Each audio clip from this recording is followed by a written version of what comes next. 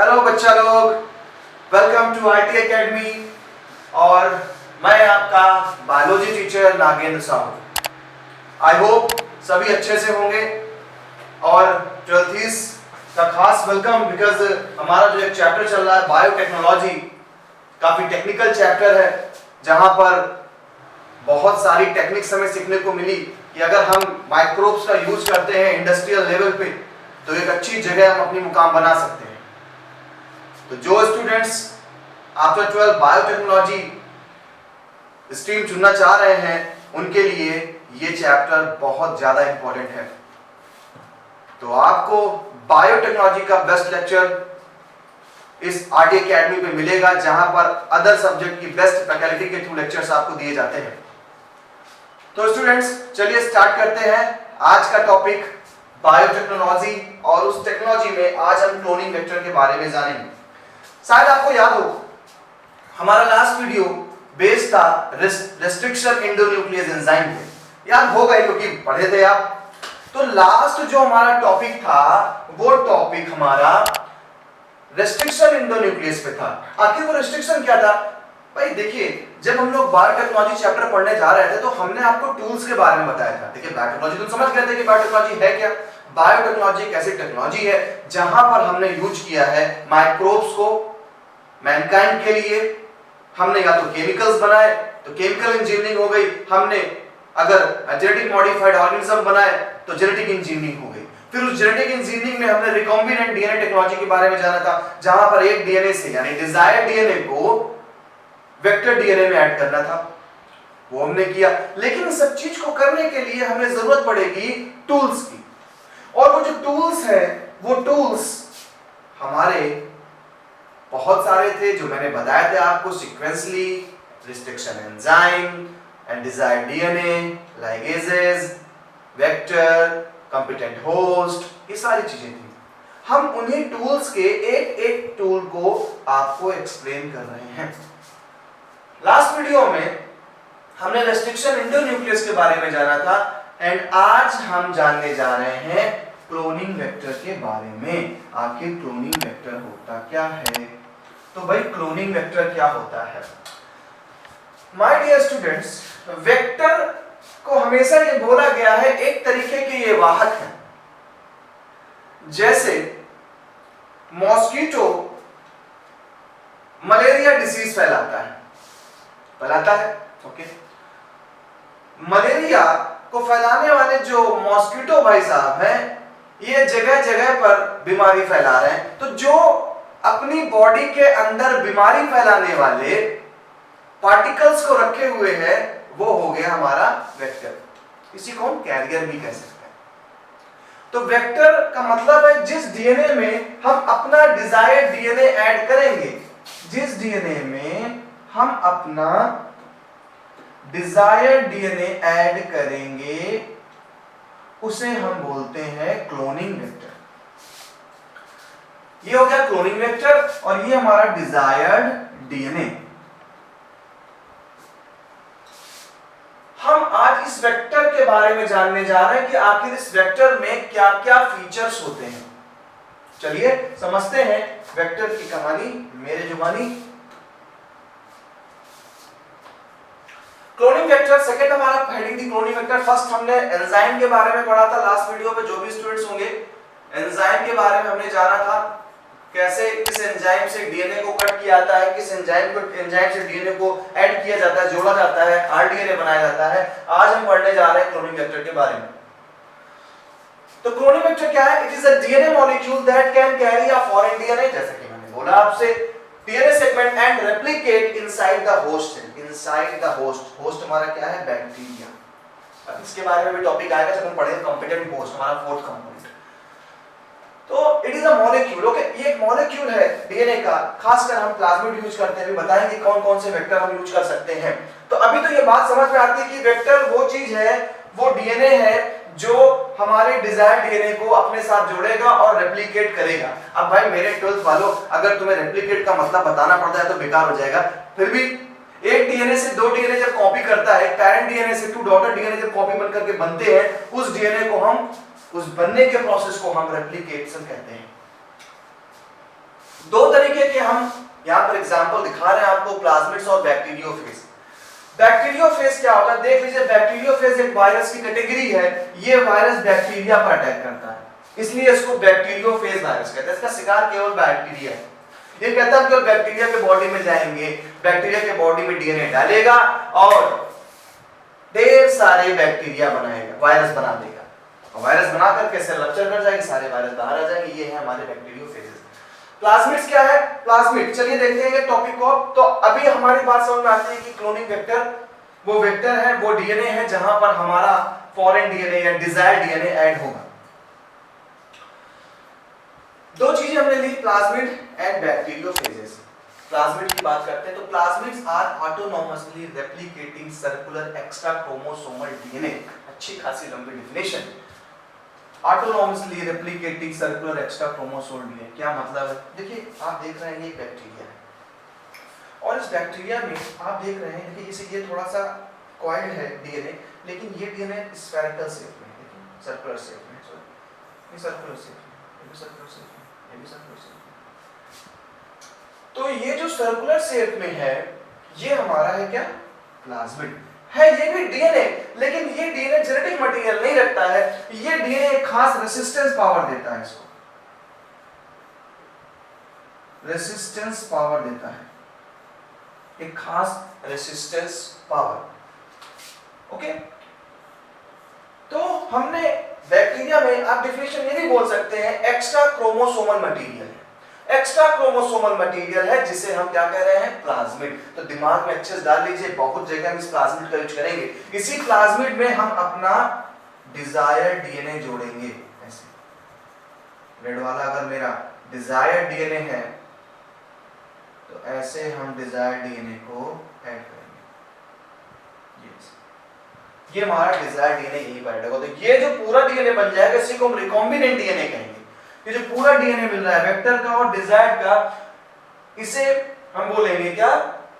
Recombinant DNA. ठीक है, और वेक्टर क्या है? हमारा बैक्टीरिया का एक्स्ट्रा क्रोमोसोमल मटेरियल है जो ऑटोनॉमसली रेप्लिकेट करेगा। इसे किसी की जरूरत नहीं है, अगर इसे कल्चर मीडियम में भी डाल देंगे तो रेप्लिकेट करेगा, ये ऑटोनॉमसली रेप्लिकेट करेगा।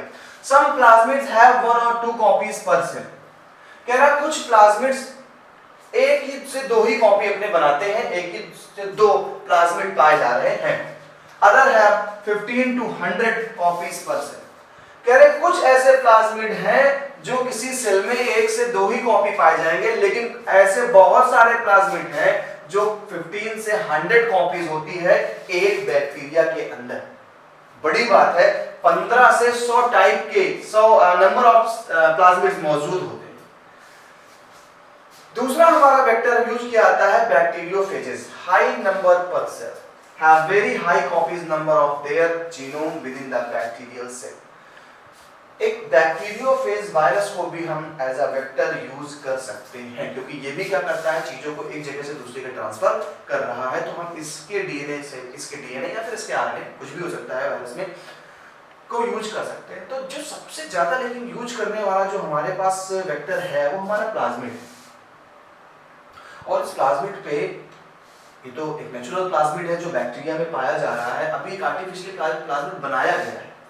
बताते हैं बड़ी अच्छी टेक्निक के साथ। तो पहले दो चीज समझ गया कि हमारा जो सेकंड टूल है वो टूल है हमारा क्लोनिंग वेक्टर। और उस वेक्टर की हमने जब बात करी तो पता चला कि जो वेक्टर होता है वो एक तरीके का डीएनए मॉलिक्यूल है जो बैक्टीरिया में पाया जा रहा है। उसका एक्स्ट्रा क्रोमोसोमल मटेरियल है जो ऑटोनॉमसली रेप्लिकेट करता है, एक से दो होता है। ठीक है, और प्लाज्मिड जो है, ये प्लाज्मिड हमारा बैक्टीरिया में एक रेसिस्टेंस पावर देता है। इसका कोई जेनेटिक रोल नहीं है बैक्टीरिया में कि कोई इसके कैरेक्टर को डिफाइन कर रहा है एक से दूसरे में, ये उसका एक रेसिस्टेंस प्रोवाइड करेगा, एक खास कैरेक्टर देगा बैक्टीरिया।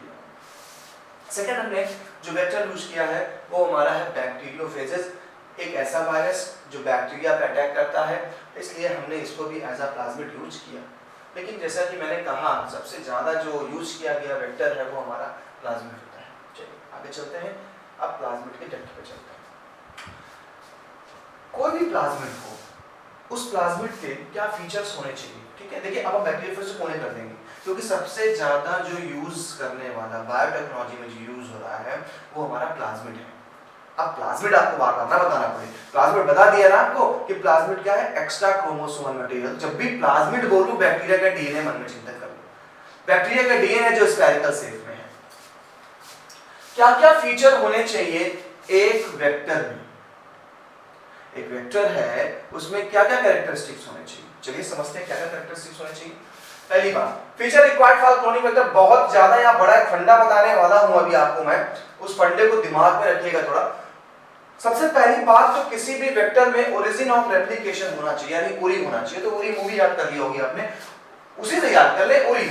दूसरा सिलेक्टेबल मार्कर होना चाहिए, and third one is cloning site, and the fourth is vector for cloning genes in plant and animal. तो आज हम इन चार चीजों पे बात करेंगे कि आखिर ये फीचर्स हैं क्या। चलिए सबसे पहले ओरिजिन ऑफ रेप्लिकेशन की बात करते हैं। ओरिजिन ऑफ रेप्लिकेशन का मतलब ये होता है बेटा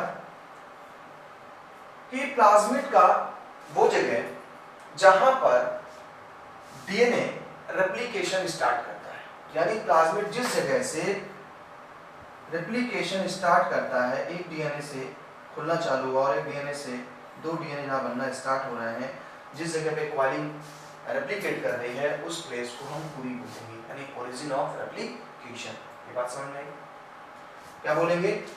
सिलेक्ट फीचर्स बहुत एग्जाम में पूछा था, आपके बोर्ड के लिए मोस्ट इंपॉर्टेंट पेज है ये, याद रखिएगा इसको, ये आपके बोर्ड के लिए इंपॉर्टेंट। क्या फीचर्स है, तो पहला फीचर फिर से बता दूं, उससे आप रिवाइज करते चलो, साथ में बोला करिए मेरे। पहला फीचर है origin of replication, second selectable marker, third cloning site, and fourth vector for cloning genes. तो पहला उरी है, उरी का मतलब ओरिजिन ऑफ रेप्लिकेशन। ये एक प्लाज्मिड है, अगर एक प्लाज्मिड एक जगह से ओपन हो रहा है, जिस जगह से रेप्लिकेशन स्टार्ट हो रहा है उस पॉइंट को हम उरी कहते हैं। क्लियर? सेकंड है सिलेक्टेबल मार्कर। देखिए सिलेक्टेबल मार्कर क्या है। सिलेक्टेबल मार्कर का मतलब ये था, जैसे कि मैंने बोला आपसे भी कि एक प्लाज्मिड में रेजिस्टेंस पावर होती है। किससे रेजिस्टेंस पावर है? जब भी कभी आपकी बॉडी में कोई बैक्टीरिया एंटर कर लेता है तो डॉक्टर्स आपको एंटीबायोटिक देते हैं, एंटीबायोटिक फ्री। ऐसे ही कुछ एंटीबायोटिक हमारे पास हैं, जैसे कि मैं आपको दिखाता हूं, एम्पिसिलिन ये एक एंटीबायोटिक है, टेट्रासाइक्लिन एंटीबायोटिक है, पेनिसिलिन तो काफी फेमस है, आपने माइक्रोब्स इन ह्यूमन वेलफेयर में भी पढ़ा हुआ है। एम्पिसिलिन, टेट्रासाइक्लिन, पेनिसिलिन ये सब एंटीबायोटिक्स होते हैं। और जब भी हमारे कोई बॉडी में बैक्टीरिया एंटर करता है तो डॉक्टर हमें ये एंटीबायोटिक्स प्रोवाइड करता है।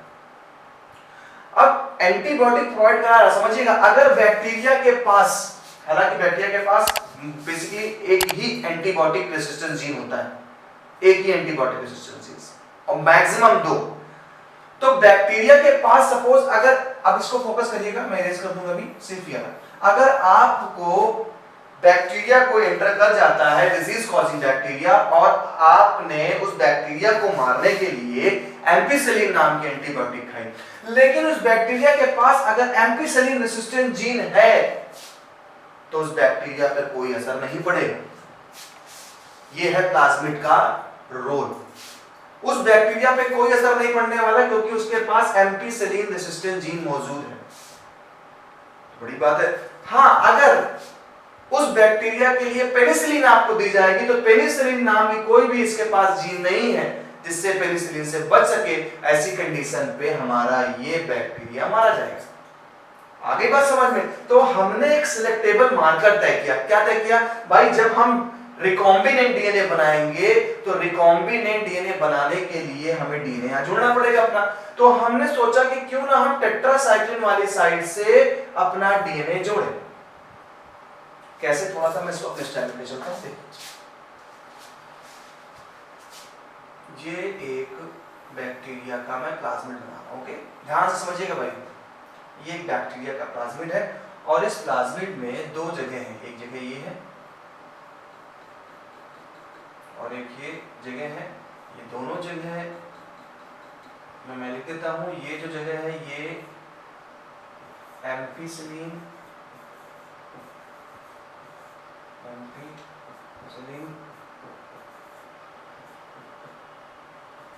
एंटीबायोटिक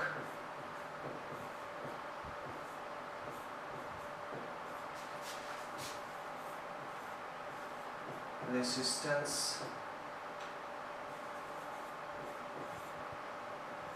जीन है।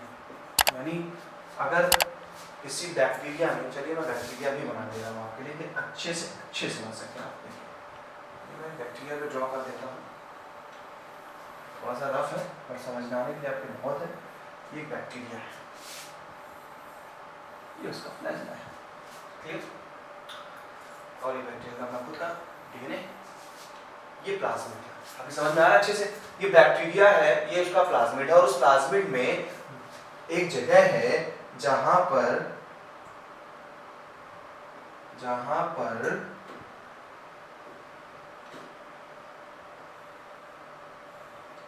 पर एम्पिसिलिन एंटीबायोटिक रेसिस्टेंट जीन्स मौजूद है। अब हमें रिकॉम्बिनेंट डीएनए तैयार करना था, तो हमने कहा भाई रिकॉम्बिनेंट डीएनए तब बनेगा ना जब हमारा डिजायर्ड डीएनए, ये मेरा डिजायर्ड डीएनए, ये मैंने डिजायर्ड डीएनए कट किया रेस्ट्रिक्शन इंडोमीटर से, ये हमारा डिजायर्ड डीएनए था। अब हमें डिजायर्ड डीएनए को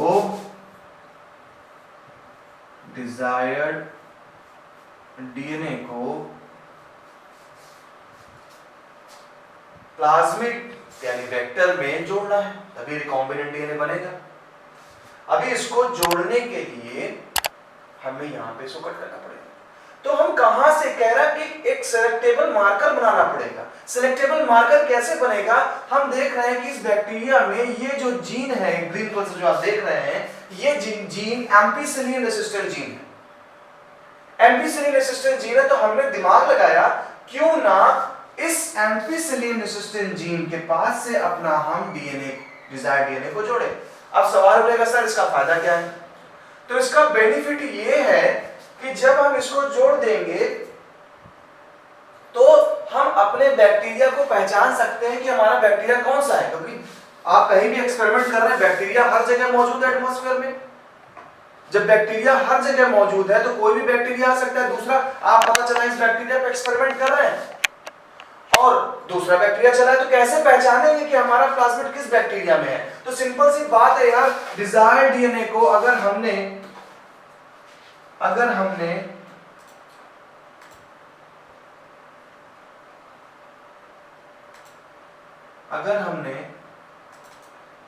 एम्पिसिलिन रेसिस्टेंट साइट पे जोड़ दिया, ये देखिए जोड़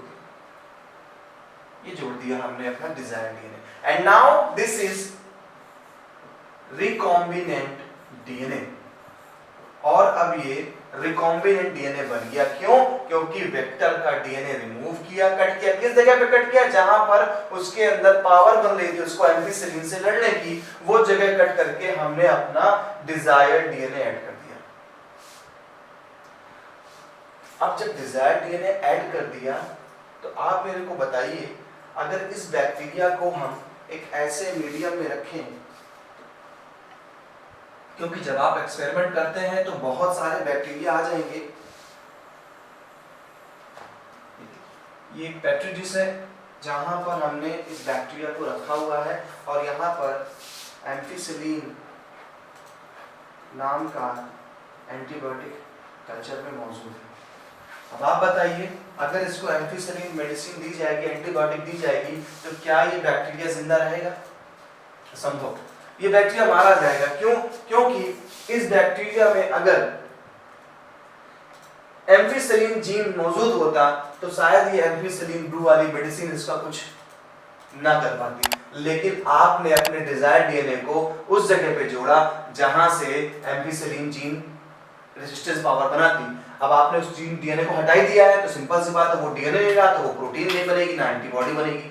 तो ये पहचान लिया जाएगा कि ये इसमें रेसिस्टेंट जीन नहीं है, और अगर नहीं है तो ये हमारा बैक्टीरिया है। ये हमारा बैक्टीरिया है जिस पे हमने एक्सपेरिमेंट किया है। क्योंकि दूसरे बैक्टीरिया जो होंगे वो एम्पिसिलिन में नहीं मरेंगे जबकि ये डेड हो जाएगा। तो क्रोमोजेनिक सब्सटेंस से हम पहचान लेते हैं कि किसमें एम्फिसिलिन जीन बन रहा है किसमें नहीं। तो जो कलर से हम पहचान लेंगे जिसमें नहीं बन रहा होगा वही हमारा बैक्टीरिया है। इसीलिए ये जगह सेलेक्टेबल मार्कर्स के नाम से जानी जाती है। इसको हम बोलते हैं सेलेक्टेबल मार्कर। ये हमारा सिलेक्टेबल मार्कर बन गया। क्यों सिलेक्टेबल मार्कर बन गया? बिकॉज इसके बहाने हम मार्क कर सकते हैं कि हमारा बैक्टीरिया कौन है, और जिस पे हम एक्सपेरिमेंट करते हैं उस बैक्टीरिया को हम ट्रांसफॉर्मेंट कहते हैं। ट्रांसफॉर्मेंट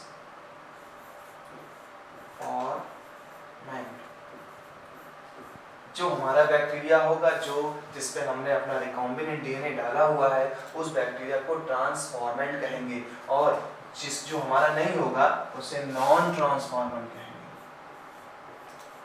नॉन ट्रांसफॉर्मेंट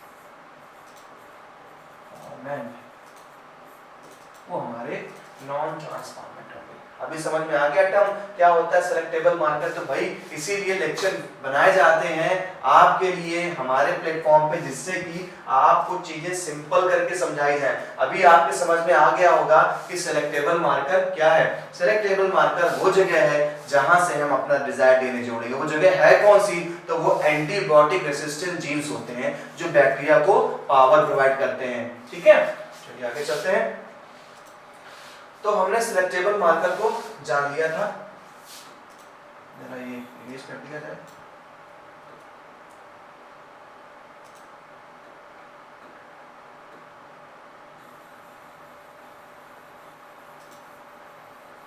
ओके, चलिए फिर से आते हैं अपने टूल्स पे। तो हमने अपने एक टूल को दो टूल निपटा चुके हैं, सिलेक्टेबल मार्कर को है ओरिजिन ऑफ एप्लीकेशन। अब इसी पे मैं आज आपको एक चीज बताने जा रहा हूं जो कि बहुत इंपॉर्टेंट है, और जो वीडियो देख रहे हैं उनके लिए तो बहुत खासकर चीज बताने जा रहा हूं। एग्जाम में आप ये जो देख रहे हैं ये एक रिकॉम्बिनेंट एक प्लाज्मिड है, लेकिन इस प्लाज्मिड में आप देख रहे हैं, जैसे कि मैंने कहा कि प्लाज्मिड में एक या दो मैक्सिमम वैसे एक ही होता है, एक ही एंटीबायोटिक रेजिस्टेंट जीन साइट होती है। एंटीबायोटिक रेजिस्टेंट जीन साइट सिर्फ एक होती है। अब आप यहाँ देख रहे हैं एम्पिसिलिन भी है, टेट्रासाइक्लिन, इसका मतलब दो हो गए सर। आप तो एक कह रहे थे, हाँ तो ये दो है क्योंकि ये एक आर्टिफिशियल बनाया गया है। आर्टिफिशियली एक प्लाज्मिड बनाया गया, और बनाने वाले साइंटिस्ट का नाम था Bolivar and Rodriguez. B for Bolivar, Bolivar and Rodriguez.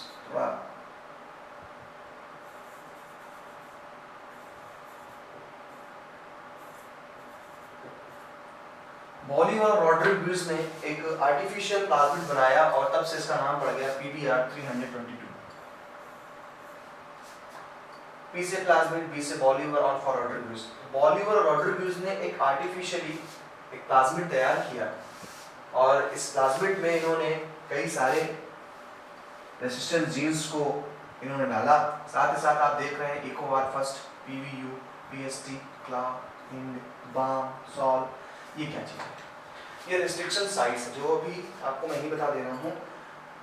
Restriction site वो जगह है जहां से हमारा एंजाइम डीएनए को कट करेगा। जैसे कि आपको याद होगा इकोआर फर्स्ट से देखा था आपने GAATTC वाला, यानी पैलिंड्रोम तब कट करेगा GAATTC। ये कौन कट करेगा? कौन कट करेगा भाई? तो ये कट करेगा रिस्ट्रिक्शन एंडोन्यूक्लियस एंजाइम। मैंने बताया था 900 रिस्ट्रिक्शन एंडोन्यूक्लियस एंजाइम डिस्कवर किए गए हैं। तो ये कई सारे रिस्ट्रिक्शन एंडोन्यूक्लियस एंजाइम है। एक इकोआर फर्स्ट आप पढ़ चुके हैं, PVU, ये सब साइटें हैं जहां पर एक खास टाइप का डीएनए सीक्वेंस होगा। ओके, तो PST फर्स्ट, PVU यानी एम्पिसिलिन रेजिस्टेंस साइट पे दो एंजाइम्स हम कट कर सकते हैं, एक PVU फर्स्ट, एक PST फर्स्ट। इधर चले जाइए तो यहाँ पर देखिए इकोआर फर्स्ट से भी हम कट कर सकते हैं, क्लैट से कट सकते हैं, हिंड से कट कर सकते हैं। इधर टेट्रासाइक्लिन में बाम H फर्स्ट से कट कर सकते हैं, साल फर्स्ट। इतने सारे रिस्ट्रिक्शन एंडोन्यूक्लियस एंजाइम से हम कट कर सकते हैं इस डीएनए को, इस प्लाज्मिड को। इसीलिए ये एक आर्टिफिशियली प्लाज्मिड है। अब आरओपी पे चले, रोप क्या चीज होती है? देखिए रोप का मतलब होता है code for the protein involve in the replication of plasmid. आपने देखा था कि उरी के पास से ही डीएनए का रेप्लिकेशन स्टार्ट होता है। उरी के पास से जब डीएनए का रेप्लिकेशन स्टार्ट हो रहा है तो इसको रेप्लिकेशन स्टार्टिंग के लिए प्रोटीन चाहिए। क्या चाहिए? प्रोटीन। वो प्रोटीन कौन बनाएगा? वो प्रोटीन ये रोप बनाएगा। वो प्रोटीन ये रोप बना रहा है। तो रोप वो डीएनए का सीक्वेंस है जो ऐसी प्रोटीन बनाएगा जिससे हमारा उरी से रेप्लिकेशन स्टार्ट हो सके। ओके, सारे पॉइंट समझ में आ गए? चलिए इसको लर्न कैसे करें। तो लर्न करने का एक बिंदास फंडा आपको बताता हूं कैसे लर्न करना है आपको। ये लर्न करने के लिए आपने करना क्या है,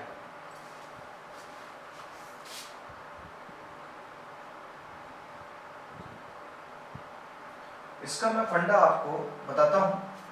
हालांकि इस पे एक मैं वीडियो क्लिप बनाऊंगा, सिर्फ फंडे के लिए वीडियो क्लिप बनाऊंगा आपके लिए। चलिए फिर भी समझिए। दो फ्रेंड थे, एक का नाम था प्रशांत, एक का नाम था अमर। दो दोस्त, अमर एंड प्रशांत पोरवार, दो फ्रेंड थे, अमर एंड प्रशांत पोरवार। नोट कर लीजिएगा फंडे। अमर एंड प्रशांत पोरवार नाम के दो दोस्त थे और इन दोस्तों ने डिस्कशन किया रात को 8 बजे कि भाई समझिए कहानी को, रात को 8 बजे, अगर इसको एक घड़ी समझ लें तो 8 के लिए यहां पर हमारी आएंगे वॉच।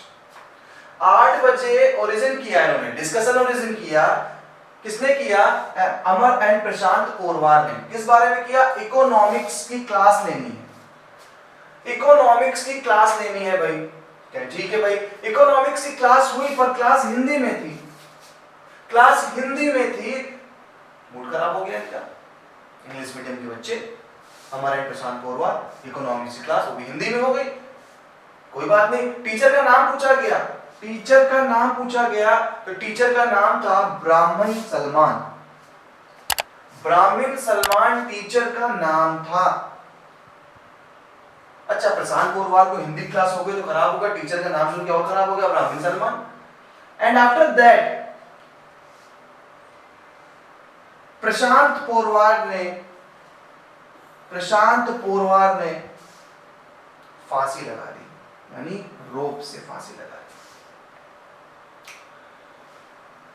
तो इस फंडे से आप अब इसको अप्लाई करेंगे। क्या कहानी चालू करनी? 8 बजे, यानी जब हम PBR 322 बनाएंगे तो 8 इस डायरेक्शन में ओरिजिन डिस्कशन स्टार्ट करेंगे। ओरिजिन स्टार्ट करेंगे यानी उरी पे आ जाएंगे और उरी पे आकर के डिस्कशन स्टार्ट किया प्रशांत पोरवार ने। प्रशांत पोरवार ने डिस्कशन स्टार्ट किया। इकोनॉमिक्स की क्लास हुई, क्लास हिंदी में थी, टीचर का नाम ब्राह्मण सलमान था। पोरवार ने फांसी लगा दी, मुझे नहीं पढ़ना देना कुछ। ओके, तो ये फंडा आपको हेल्प करेगा। हालांकि इस फंडे पे मैं अलग एक वीडियो बनाऊंगा, आपको इसमें और अच्छे से बताऊं। चलिए, तो ये तो हमारा फंडा हो गया और हमने यहाँ पर PBR 322 एक आर्टिफिशियल प्लाज्मिड के बारे में भी जान लिया है और आपको फंडा बता दिया। फंडे को लिख डालिए, नहीं लिख रहे तो फिर से वीडियो को पॉज करिएगा और जो भी मैंने बोला है उसको इस पे अप्लाई करिएगा। चलिए चलते हैं आगे। अब हम लोग क्लोनिंग साइट की तरफ। Cloning site, in this recombinant DNA is inserted into the coding sequence gene of an enzyme beta galactosidase so that gene is inactivated in cellular evacuation. Such colonies do not produce color. These are the क्या है बेटा? देखिए, cloning site को वो site बोला गया है जिस जगह पर हम अपने डीएनए को, डिजायर्ड डीएनए को मैच करेंगे एक क्लोनिंग साइट इज दिस, जहां पर हमने अपने रिकॉम्बिनेंट डीएनए को डालना है बैक्टीरिया। अब अपने रिकॉम्बिनेंट डीएनए को किसी बैक्टीरिया में डालना है, कैसे तय करें, कैसे पहचाने भाई इसके लिए? तो देखिए, ये हमारा रिकॉम्बिनेंट डीएनए था, ठीक है। हमने इस रिकॉम्बिनेंट डीएनए को इंसर्ट किया विथ लैक्टोज। पहले लैक्टोज के बारे में आपको बता दिया जाए। देखिए, गैलेक्टोसाइडेज एक एंजाइम होता है जिसे मैंने आपने लैक्टोपेरॉन में पढ़ाया भी है। बीटा गैलेक्टोसाइडेज एक एंजाइम है जो बैक्टीरिया में लैक्टोज को ग्लूकोज और गैलेक्टोज में ब्रेक डाउन करने का काम करता है। इतनी बात समझ में आ गई। बीटा गैलेक्टोसाइडेज वो एंजाइम है जो लैक्टोज को ग्लूकोज और गैलेक्टोज में कन्वर्ट करता है। ठीक, हमने एक ऐसे बैक्टीरिया के डीएनए में अपना वेक्टर, अपना जो रिकॉम्बिनेंट डीएनए था, उस रिकॉम्बिनेंट डीएनए को एंटर किया और हमने जहां पर एंटर किया उस जगह पर एंटर किया जहां पर से बीटा गैलेक्टोसाइडेज बनता है। अब जहां पर बीटा गैलेक्टोसाइडेज बन रहा है, हमने उसी डीएनए के पास अपने डीएनए को ऐड कर दिया, नहीं ये तो हटना पड़ेगा। अब जब ये हट जाएगा तो बीटा गैलेक्टोसाइडेज एंजाइम बनेगा नहीं। अब जब बीटा गैलेक्टोसाइड एंजाइम नहीं बनेगा तो ऐसी कॉलोनी कलर प्रोड्यूस नहीं करती है। अगर एक क्रोमोजेनिक सब्सटेंस होता है, मैं पिक दिखाऊंगा आपको, एक क्रोमोजेनिक सब्सटेंस होता है जो बैक्टीरिया के साथ मिक्स किया जाता है। हमारा जो भी वेक्टर है, हमने अपने वेक्टर को लिया, हमने रिकॉम्बिनेंट डीएनए लिया और उस बैक्टीरिया को ढूंढा जिस बैक्टीरिया में बीटा गैलेक्टोसाइडेज बनता है। हमने उस बैक्टीरिया के डीएनए में अपना रिकॉम्बिनेंट डीएनए अटैच किया। जब हमने अपना रिकॉम्बिनेंट डीएनए अटैच किया उस बैक्टीरिया में, देखिए दिख रहा है, हमने अटैच कर दिया, तो अब उसमें बीटा गैलेक्टोसाइडेज एंजाइम बनेगा नहीं।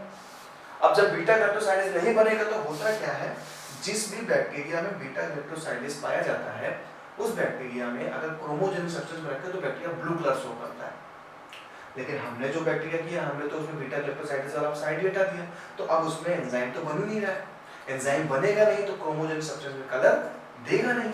तो वही यहाँ पर हुआ, हमने बैक्टीरिया में डाला, क्रोमोजेनिक सब्सटेंस डाला, तो ये व्हाइट कलर की कॉलोनी शो करता है। कैसे कॉलोनी शो करता है देखिएगा, साफ साफ दिख रहा है आपको, एक अच्छे से इमेज में दिख रहा है आप, एक पेट्री डिश है और इस पेट्री डिश में आप देख रहे हैं ये ब्लू कलर की कॉलोनीज, ये दिख रहा है ब्लू कलर कॉलोनीज, ये देखिए ब्लू कलर कॉलोनीज, और आपको कुछ व्हाइट कलर की कॉलोनीज दिख रही है, देखिए काफी साफ दिख रही है। व्हाइट ओरिजिनल पिक है, ये व्हाइट कलर की कॉलोनी है, ये व्हाइट कॉलोनी, और ये जो आप देख रहे हैं ब्लू कॉलोनी।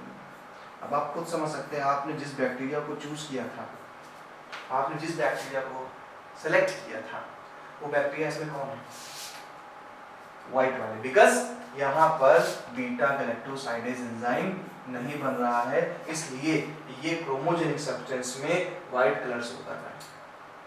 और जिस पे हमने नहीं डाला था देखिए वो ब्लू कलर शो। इससे हम पहचानते हैं कौन ट्रांसफॉर्मेंट है और कौन नॉन ट्रांसफॉर्मेंट है। अब हम आसानी से अपने बैक्टीरिया को यहाँ से निकाल लेंगे, हम इसको आराम से यहाँ से निकाल लेंगे और फर्दर प्रोसीजर इसमें आगे चालू करेंगे। अभी तक हमने जो किया, डीएनए को अपने बैक्टीरिया में डाल दिया, हमें ये पहचानना था आखिर बैक्टीरिया हमारा कौन सा है, तो हमने ऐसे बैक्टीरिया को चूज किया जिसका बीटा गैलेक्टोसाइडेज वाला एंजाइम इनएक्टिवेट कर दिया, इसीलिए इसको बोलते हैं इंसर्जनल इनएक्टिवेशन। ये मेथड है इंसर्जनल इनएक्टिवेशन, जहां पर हमने बैक्टीरिया के बीटा गैलेक्टोसाइडेज वाले पार्ट को हटा दिया था। और अब जब कोई कलर प्रोड्यूस नहीं होगा, व्हाइट कलर के हैं, तो हमने इसी को बोला क्या, ये हमारे ट्रांसफॉर्मेंट होते हैं, ट्रांसफॉर्मेंट, ये हमारा हो गया ट्रांसफॉर्मेंट। अब आसानी से हम इस ट्रांसफॉर्मेंट को रिमूव करेंगे और रिमूव करने के बाद हम चाहें तो इससे कोई केमिकल प्रोडक्ट तैयार करेंगे, हम चाहें तो हम इससे कोई भी जेनेटिक मॉडिफाइड ऑर्गेनिज्म तैयार करेंगे। तो ये जो पिक दिख रही है बहुत साफ पिक, आपके दिमाग में एक इमेज बना देगी क्या होता है इंसर्जनल इनएक्टिवेशन। ये हमारी क्लोनिंग साइट है जहां पे हम क्लोन अपना तैयार करेंगे, वो हमारी साइट है। क्लोन कैसे पकड़ना है कि हमारा कौन सा बैक्टीरिया है, तो वो हम इंसर्जनल इनएक्टिवेशन मेथड के थ्रू आइडिया लगाते हैं। एंड अगर हम बात करें हमारे वेक्टर फॉर क्लोनिंग जीन्स की प्लांट एंड एनिमल्स में, तो हम प्लांट और एनिमल्स के लिए दो वेक्टर यूज करते हैं। मान लीजिए हमें डायरेक्ट प्लांट सेल में एंटर करना है कोई चीज़, या एनिमल सेल में डालना है कोई चीज़, हमें प्रोडक्ट नहीं बनाना है, हमें इंजेक्ट करना है डीएनए, तो उसके लिए फ्रेंड्स हम यूज करते हैं एग्रोबैक्टीरियम ट्यूबिफेसियस। एग्रोबैक्टीरियम ट्यूबिफेसियस नाम का एक बैक्टीरिया होता है जो प्लांट सेल में हम डीएनए को भेजने का काम करते हैं। और एनिमल सेल के लिए हम रेट्रोवायरस का यूज करेंगे। ये रेट्रोवायरस या ट्यूमरस सेल्स का यूज करते हैं, इनके हार्मफुल जीन्स को हटा दिया जाता है और फिर हम आसानी से इंजेक्ट कर देते हैं। तो इस तरीके से आज के हमारे इस लेक्चर में हमने वेक्टर के बारे में जाना। हमारा जो टूल था वेक्टर, जैसे को आप कॉम्पिटेंट वेक्टर कहते हैं, वो वेक्टर के बारे में हमने जान लिया कि आखिर वेक्टर है क्या। दो टाइप के वेक्टर हमने यूज किए थे, बैक्टीरियोफेज एंड प्लाज्मिड, जिसमें प्लाज्मिड सबसे ज्यादा यूज होने वाला हमारा वेक्टर होता है। प्लाज्मिड क्रोमोसोमल मटेरियल होता है, एक्स्ट्रा क्रोमोसोमल मटेरियल होता है हमारे बैक्टीरिया का, जो एक रेसिस्टेंस पावर देता है एंटीबायोटिक के लिए, और उसी का हमने सहारा लेकर के सिलेक्टेबल मार्कर बनाया। हमने ओरिजिन ऑफ रेप्लिकेशन के बारे में जाना, हमने सिलेक्टेबल मार्कर के बारे में जाना, हमने क्लोनिंग साइट के बारे में जाना, हमने जाना एनिमल में और प्लांट में कैसे हम इंजेक्ट करते हैं, किस वेक्टर का यूज करते हैं। वेक्टर की बात चल रही, मैकेनिज्म की बात नहीं चल रही है। तो हमने एग्रोबैक्टीरियम ट्यूमिफेसियस लिया प्लांट के लिए एंड रेट्रोवायरस या कैंसरस सेल लिया हमने एनिमल के लिए। आपने पीबीआर 322 से मुलाकात करी, इसका मैंने फंडा भी आपको बताया। नेक्स्ट क्लास हमारी होगी हमारे नेक्स्ट टूल पे, तो अच्छे से रहिए, हमारे वीडियोस को लाइक शेयर सब्सक्राइब करें। ओके, चलिए मुलाकात करते हैं नेक्स्ट लेक्चर में। Bye bye.